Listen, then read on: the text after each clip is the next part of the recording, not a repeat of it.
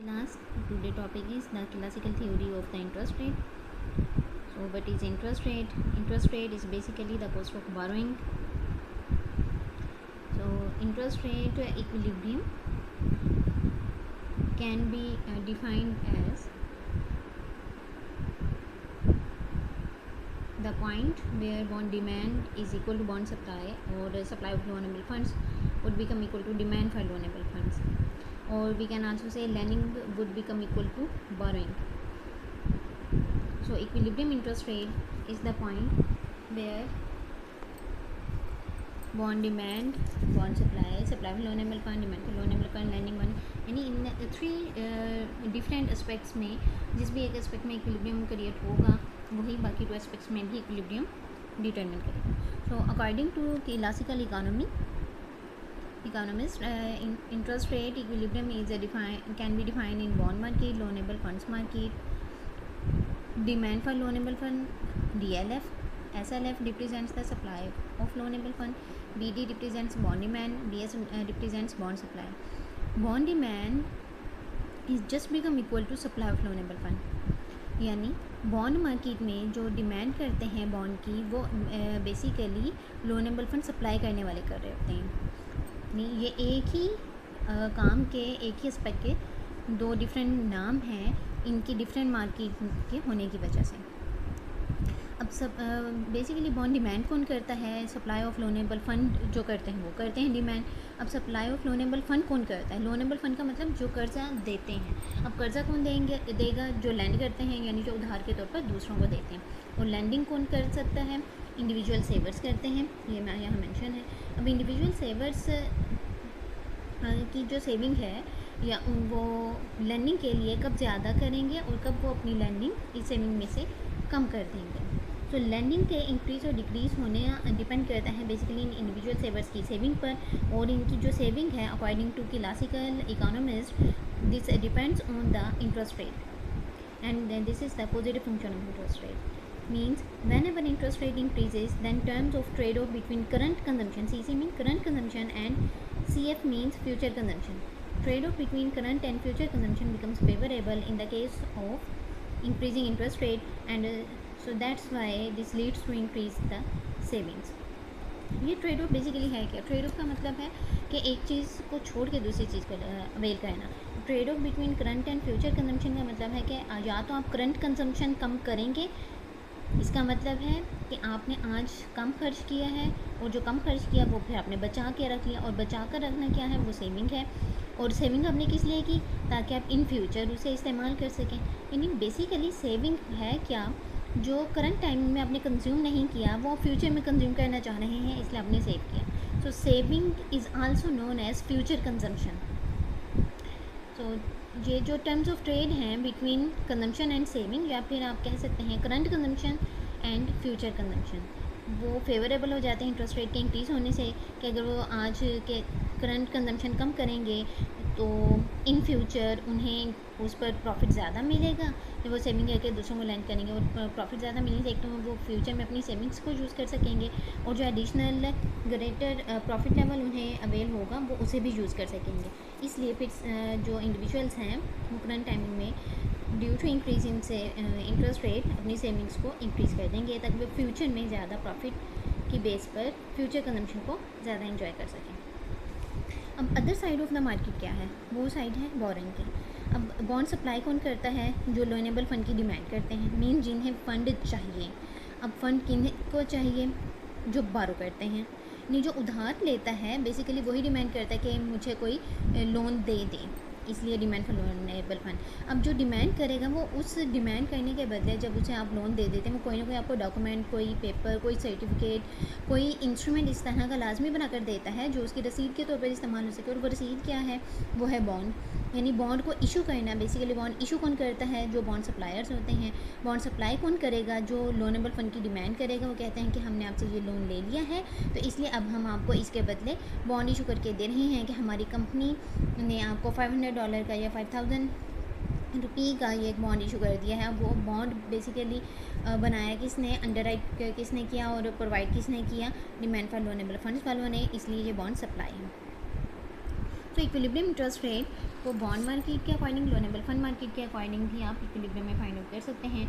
Basically ये दोनों different markets same equilibrium interest rate को ही लीड करती हैं, और इनके बैकग्राउंड की जो बेसिक रीजनिंग है वो है लैंडिंग और बोरोइंग पर डिपेंड करती है। लैंडिंग का आपको कॉन्सेप्ट समझा दिया है, that depends only on the individual savers saving level and this is the positive function of interest rate. While on the borrowing side, अब बारो कौन करता है, यानी बॉन्ड इशू कौन करते हैं, बॉन्ड सप्लाई कौन करते हैं, या लोनेबल फंड की डिमांड कौन से ऐसे हमारे सेक्टर्स हैं इकानमी में जो करते हैं। So there are basically two main sectors in classical economy that demand loanable fund or they issue bond means they supply bond. First one business funds है, second one government। Government bond क्यों issue करती है, bond क्यों supply करती है, या loanable fund की demand क्यों करती है, गवर्नमेंट बोरो क्यों करेगी। जब गवर्नमेंट का बजट डेफिसिट में होगा, डेफिसिट बजट फाइनेंसिंग के केस के लिए, जब गवर्नमेंट का एक्सपेंडिचर्स उनके इनकम यानी टैक्सेस से ज़्यादा हो जाते हैं, तो ये डेफिसिट बजट है, तो गवर्नमेंट अपने इन एक्स्ट्रा एक्सपेंसेस को कवर अप करने के लिए, इनकी फाइनेंसिंग के लिए बॉन्ड इशू कर देती है और लोगों से बोरो कर लेती है, यानी इंडिविजुअल सेवर से, आम आवाम से उधार ले लेती है और फिर उनको इंटरेस्ट पे कर देगी। तो इसलिए गवर्नमेंट बॉन्ड्स आपने देखे होंगे, उनके बारे में सुना भी होगा कि गवर्नमेंट भी बॉन्ड इशू करती है और ये गवर्नमेंट बॉन्ड्स हैं।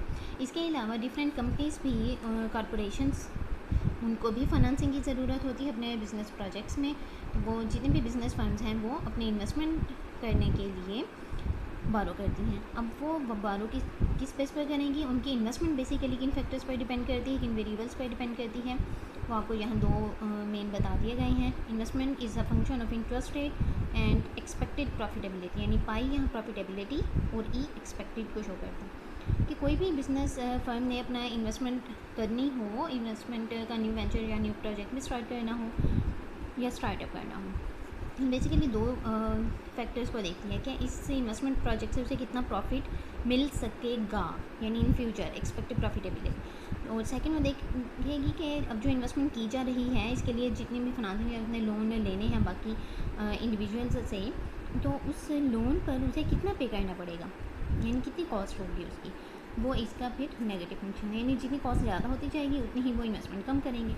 तो बेसिकली यहाँ हम classical theory of interest rate determination पढ़ रहे हैं, तो एक्सपेक्टेड प्रॉफिटेबिलिटी को बाय अजम्पशन हम यहाँ ये due to exogenous factors given consider कर लेते हैं।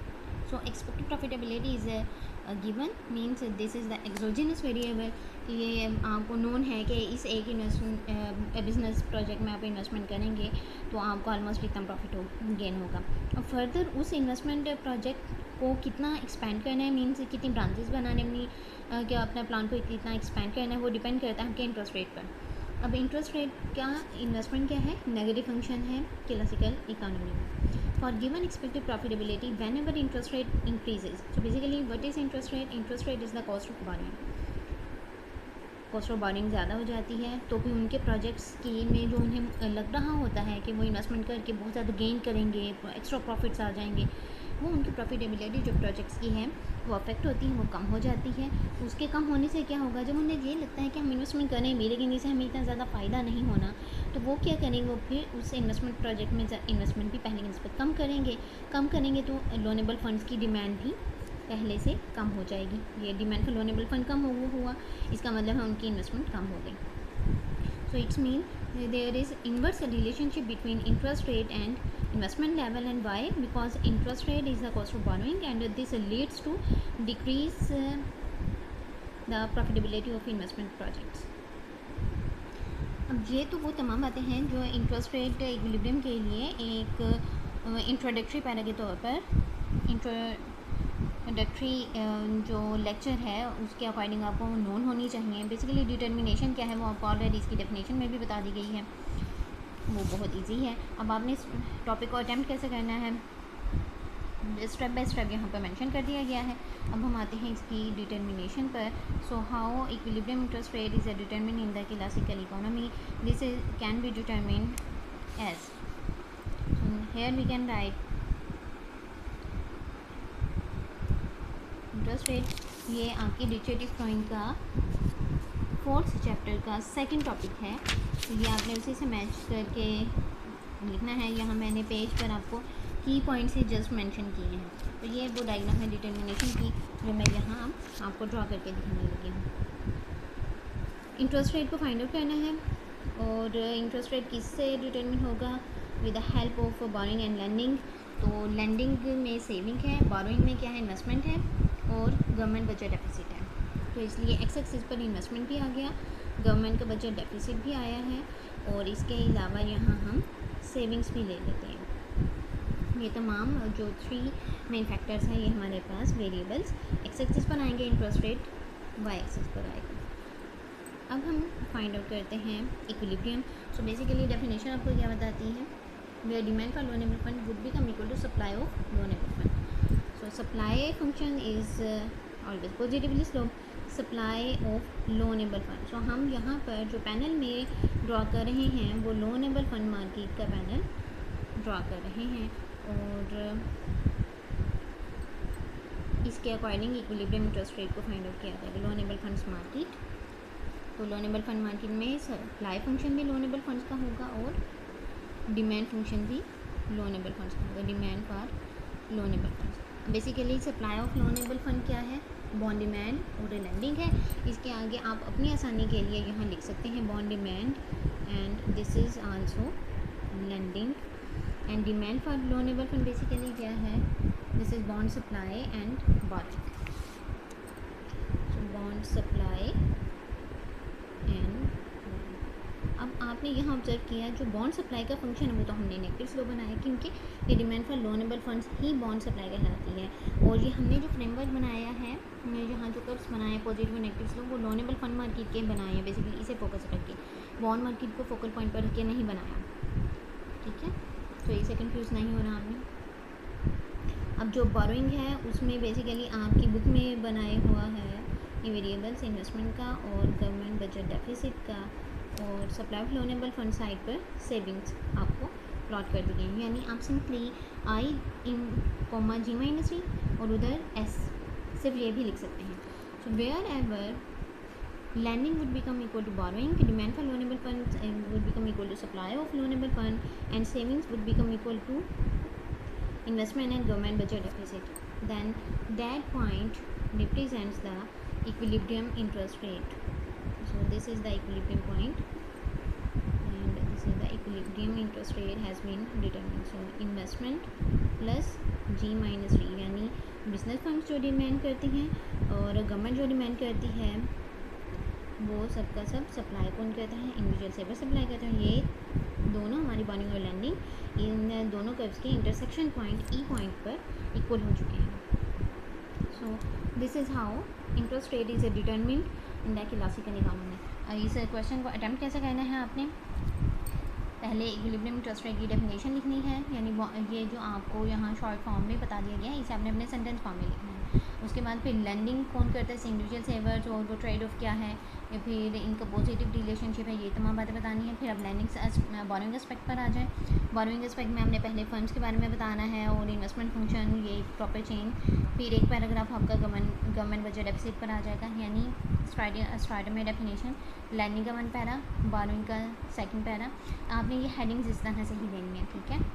ये फंड्स बिजनेस फंड्स के अकॉर्डिंग 1 पैरा आ जाएगा और गवर्नमेंट बजट डेफिसिट के अकॉर्डिंग 1 पैराग्राफ आपका कंसीडर होगा। सो ये डेफिनेशन और इंट्रोडक्टरी जो नॉलेज है इस टॉपिक से रिलेटेड वो कवर अप हो जाएगा और आपको मार्क्स भी इसे ही इन डिटेल लिखने से मिलेंगे, क्योंकि बेसिकली यही वो फैक्टर्स हैं जहाँ पर ये तमाम लॉजिक्स और चेंज आपको बता दी गई हैं। दैन एट द एंड आपने इंटरेस्ट रेट की डिटर्मिनेशन के लिए ग्राफ प्लॉट करना है और इसकी एक्सप्लेनेशन कर देनी है।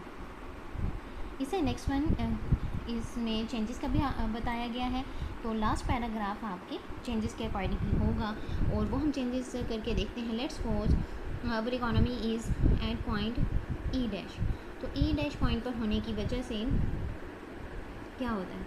ई डैश पर सप्लाई ऑफ लोनेबल फंड ज़्यादा है, ये देखें, और डिमांड फॉर लोनेबल फंड कम है। तो जब भी सप्लायर्स ज़्यादा होते हैं, यानी लोग चाहते हैं कि इंटरेस्ट रेट बहुत अच्छा है और हम लोन देने के लिए राज़ी हैं, यानी सेवर्स बहुत ज़्यादा हुए हैं, तो सेविंग्स के ज़्यादा होने से क्या होगा? हमेशा जो जिस भी कमोडिटी की सप्लाई ज़्यादा हो जाती है उसकी प्राइस डाउन हो जाती है, ठीक है? तो तो उसकी वैल्यू कम हो जाती है ना। तो लोनेबल फंड्स की सप्लाई ज़्यादा हो गई, सेविंग्स ज़्यादा होने की वजह से क्या होता है, इसकी जो प्राइस है वो फिर डाउनवर्ड आना शुरू हो जाती है, यानी इंटरेस्ट रेट पर डाउनवर्ड प्रेशर अप्लाई होना शुरू हो जाता है। ये किस हद तक कम होना शुरू हो जाएगा कि वो demand for loanable fund exact phase supply के अकॉर्डिंग इक्विलिब्रियम में हो जाता है। ये बेसिकली आपने जो डिटर्मिनेशन ऑफ इंटरेस्ट रेट में सिर्फ ये एक डायग्राम ही प्लॉट करनी है। इसके बाद नेक्स्ट टॉपिक है stabilising role of interest rate. वो डिपेंड करता है पेपर में आपको क्वेश्चन की स्टेटमेंट क्या आती है, तो उसके अकॉर्डिंग आपने कितना लिखना है। आपका जो आज का टॉपिक मैंने समझाना है वो सिर्फ डिटर्मिनेशन ऑफ इंटरेस्ट रेट है, वो मैंने आपको क्लियर करवा दिया है। कल इंशाल्लाह हम stabilising role of interest rate को इसी डिटर्मिनेशन के पैनल से समझेंगे।